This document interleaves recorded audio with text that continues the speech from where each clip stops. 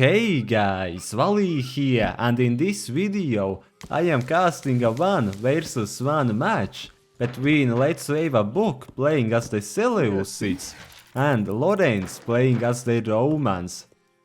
So right away I see both of them going for a pretty different approach to what I generally do and what I generally see. So Lorenz builds the farmstead with only 1 unit. So this will allow him to again have these 3 gathering berries instead of wasting time building. So he can do like bigger batch sizes early on. Suppose if he also skips on the berry upgrade, yeah, he will delay the berry upgrade until after the house. So he should be able to afford the house quite easily, and he has this skirmisher scouting. So that's quite interesting, yes, so he will know if he even has any extra berries for the berry upgrade. Generally, most people, they will just simply pick it up no matter what, with, yeah, like LetsWaveaBook has done here. No scouting of the map, you just pick up the berry upgrade. That's generally okay. Yeah, what he also did here, he went for the straggler trees starting off, which I generally really dislike because they won't last forever. And they aren't really too efficient. And the other kind of flaw with doing this is that if your opponent plays very aggressive and pushes you off of the woodline you have chosen later on, you don't have these straggler trees to retreat to and gather whilst kind of massing up your own little army to fight off the attacker. So that's something I'm not the biggest fan of. Also there's a cavalryman here before finishing off the house. So they will be collecting chicken here quite well. It is an interesting approach if you have some like really nearby straggler trees and plenty of straggler trees. Don't really see a big problem with it. Yeah, he picks up the woodcutting upgrade very early on, that is good. That's something you really do want to be doing, and can afford like 2 cavalry as well right away. Or even 3. So for like a cavalry rush, this isn't even too bad. I feel like it gives you some pretty nice economy. Gives you everything you want. Let's check up on Lorenz now then. And yeah, in talking about the matchup in general, I would say it's a pretty even matchup. I would prefer the Seleucids if I had to pick a civilization, but that's mostly because, again, if it's an aggressive game, playing the Javelin Cavalry is easier than playing the Spear Cavalry here. Yeah, he's getting some nice harassment done. LetsWaveaBook not even really reacting. Yeah, we'll lose 1, we'll have a bit of idle time. Which isn't great. That's also a misclick. Yeah, didn't click on the sheep properly. He had the same issue with the chicken early on too. And those misclicks are very painful for your just food income here. Because cavalry, they gather food very quickly. And them not working is really painful. Yeah, for spear cavalry the problem is, like they are meant to counter javelin cavalry. But they are at most a very soft counter. Like in even numbers I think they just barely win. But if you don't have again like numbers advantage, you better don't take the fight with the spear cavalry. Because you just simply end up losing more than it's worth. Let's make another farmstead for these deer. Because the woodcutting upgrade finally too, that is very good. And look at all the resources he's floating here. So he will need another house, and he can really just go for 5 more cavalry. That's also fine if he wants to play really aggressive, try and surprise LetsWaveaBook. Scouting wise, I'm not sure how much he has seen, but oh, he sees these cavalry here. And he can kind of surround them too, like look, he has 4 cavalry around the back, another 4 in the front. And kind of, the flank didn't work out too well, but still he'll get some nice damage. He has a numbers advantage. 7 versus 9, and this is good for him. This is the kind of fight he can be very comfortably taking. If it was 9 versus 9, that's already a bit more sketchy, yeah? Yeah, this he can't win anymore. When you are outnumbered in a spear cavalry versus javelin cavalry fight, like, you don't take the fight with the spear cavalry no matter what, you just stay and waste the opponent's time. That is like spear cavalry, they will do fine against cavalry archers or sword cavalry, but they really struggle against javelin cavalry. That's their big weakness here, even though they are meant to counter them. Yeah, he's going very aggressive with the spear cavalry production here. Now the barrack. That's another thing, like...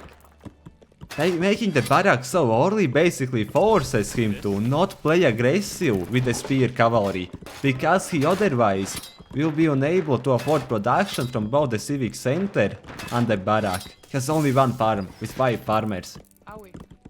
That is not enough to sustain production unless again you just simply use the cavalry for economy instead of playing aggressive with them. Now in this scenario, LetsWaveaBook is also going very heavily on cavalry, so it's fine. But if LetsWaveaBook was playing greedy, right, like he was going for just infantry economy, this would give him a pretty big lead. Another thing, I'm not really the biggest fan of that LetsWaveaBook has done here. A barrack, a stable, that's too much so early on. Because only 3 farms, he will never be able to afford production from all these buildings. Unless he does same as I said about Lorenz and just uses the cavalry for economy. Unless he wants to kinda just use a stable mostly for getting the walk speed upgrade to make his javelin cavalry faster than the spear cavalry. Yeah, like he's just slightly outnumbered and he has to involve the infantry, that's some idle time as well, so Lorenz should be quite happy with this. Yeah, he's getting a lot of damage done. And look at the population difference already. LetsWaveaBook is at 50, Lorenz at 63, so that's quite good. That is quite a big difference here. Again, like look at this. He built other production buildings, he has very few farms. LetsWaveaBook that is. Like he will struggle a lot to keep these buildings producing. He needs to bring at least a few of these villagers over to food, like he needs another 2 farms, like bring them over to wood.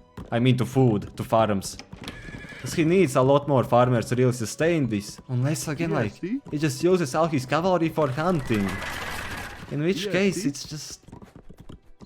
I'm not the biggest fan of this, you know, like I don't tend to do this, and that's because I don't feel like it's a great approach, you know, to just simply produce cavalry so much and just use them only for economy. A second stable. Do I need to say that I'm not a fan of this? I guess it's because he wants to reach the woodline, but you have woodline there in the back.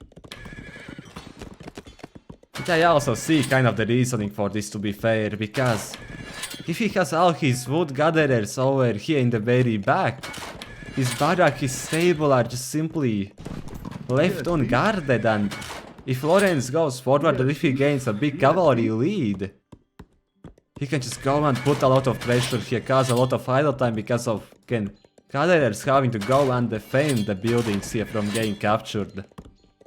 Population wise, Lorenz has a pretty good advantage right now, and yeah, this is a beautiful raid.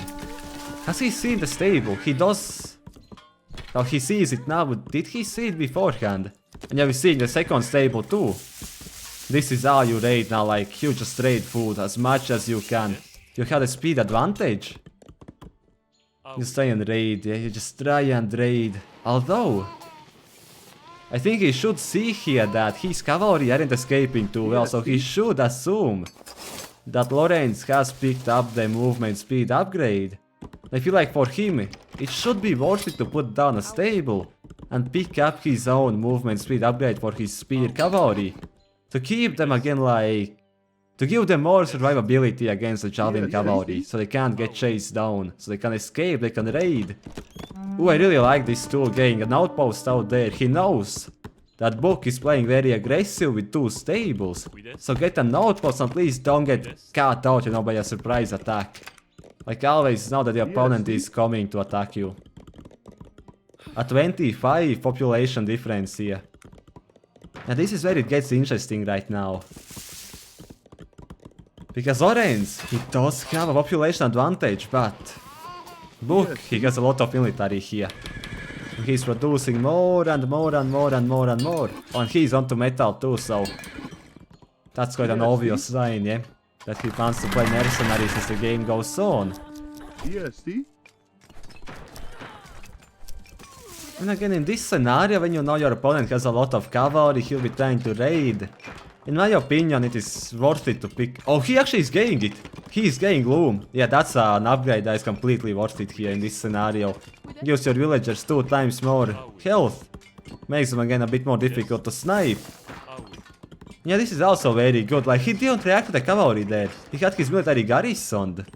And the reason he didn't need to do anything more is because each garrisoned military unit adds an arrow to be fired by the civic center. Garrisoning villagers, they don't add extra arrows. So again, like, that's a lot of damage he was able to do easily. Without even putting his military in danger. That's all good. Yeah, Book is up to phase 2 now. Now he's taking stone there for the colony. So he'll put down a colony and... Oh, that's... I'm a fan of that colony though.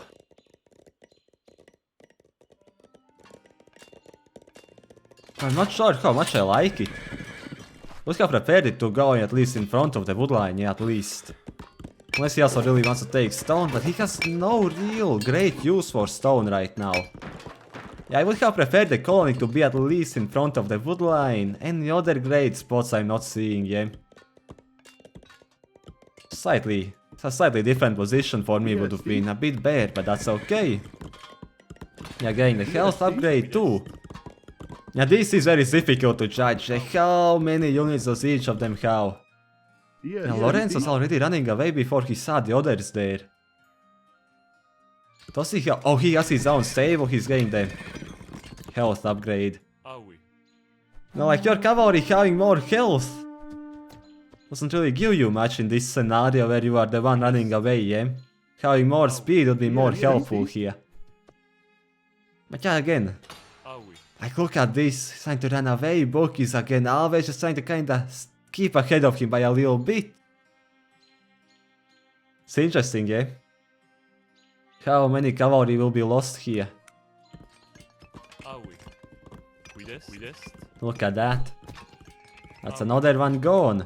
Oh, his Book on stand ground, he is, yeah. In this scenario, switching to aggressive is fine. Oh, that's some mispositioning. Yeah, being aggressive here would have been completely okay for him. And that's not a fight he wants to be taking either. Is he outnumbered spear, like, cavalry-wise? Yeah, the numbers are very even. Lorenz does have a few less spear cavalry than the javelin cavalry.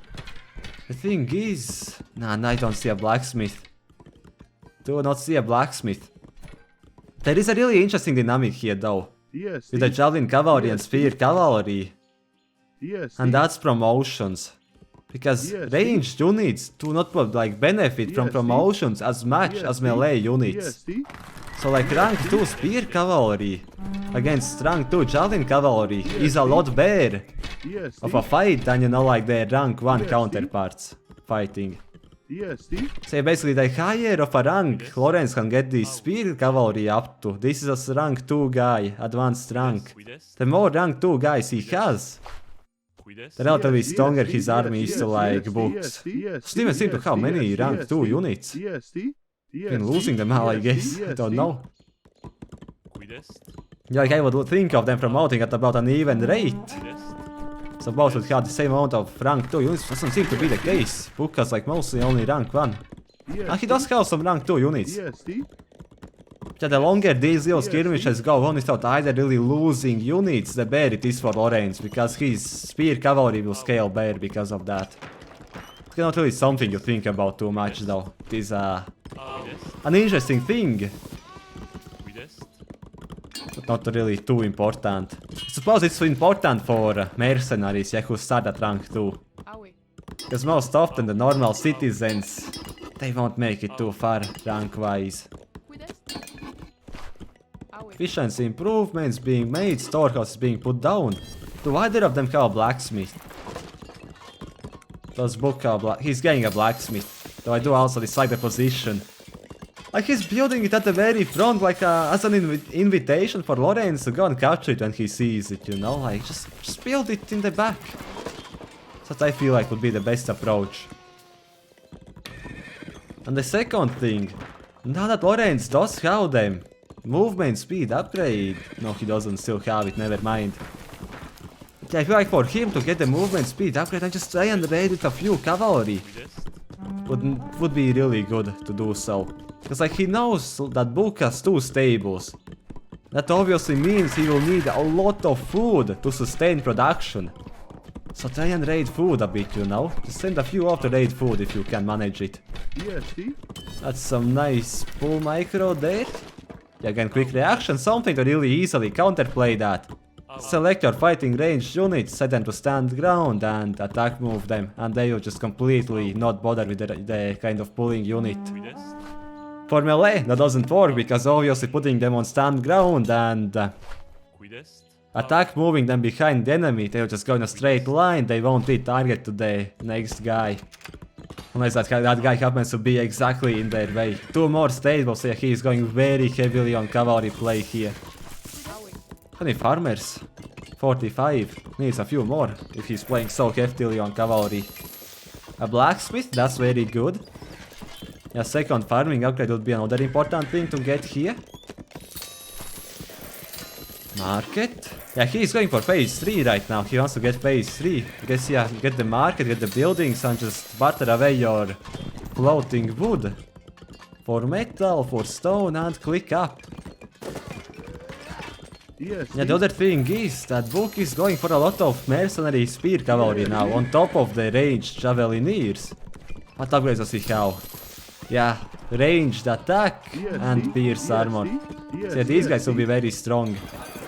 Numbers, that's just 26. It's difficult to read these fights, that's for sure.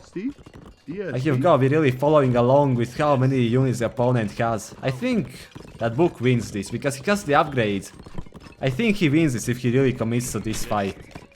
Like it's a very scary fight, but I think he wins this because of the upgrades.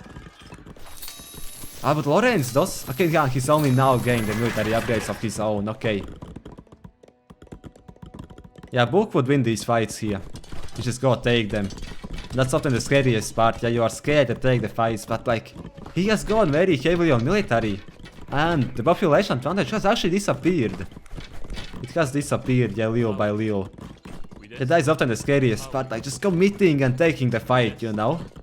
Because if you miscalculate it, you will look like a fool. And it can also very well lose you the game, but... in this scenario, he isn't as far behind as I kind of, you know, assumed all throughout, yeah?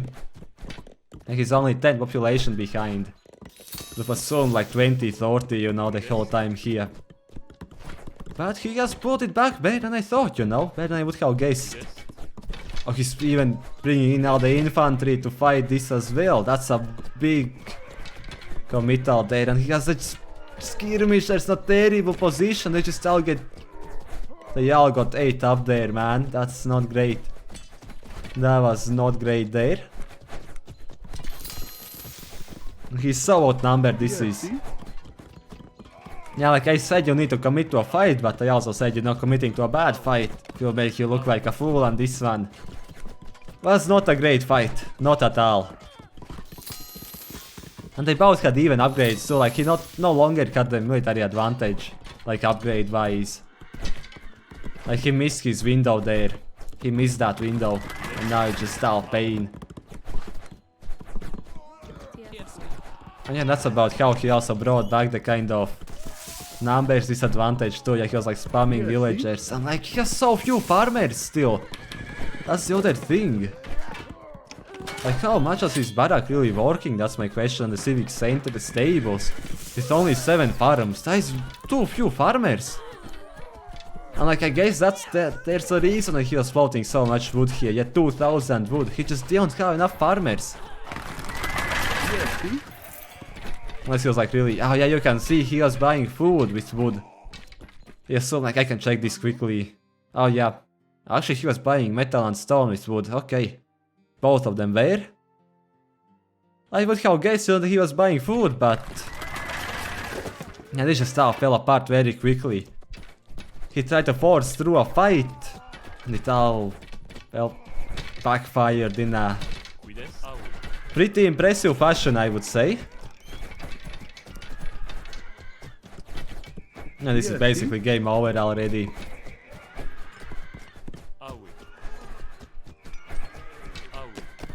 Just gonna finish off the fight and call GG.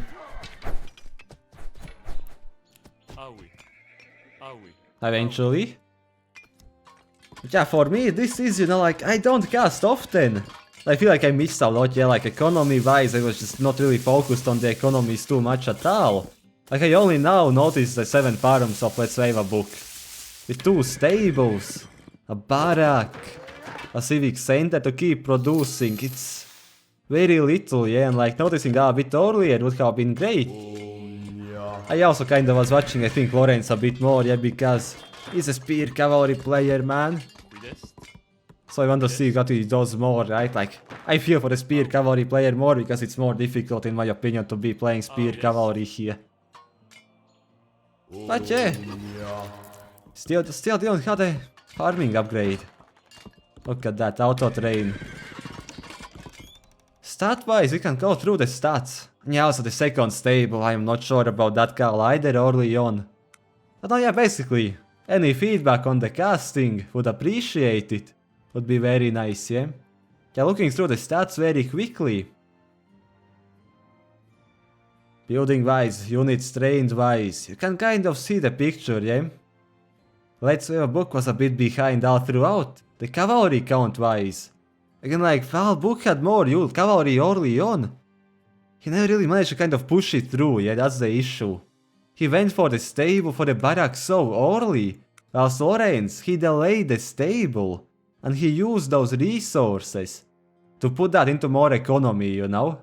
And that gave him a nice little economy lead, which allowed him that when he put down the stable, produce more and kind of again, match those numbers eventually and then get an advantage.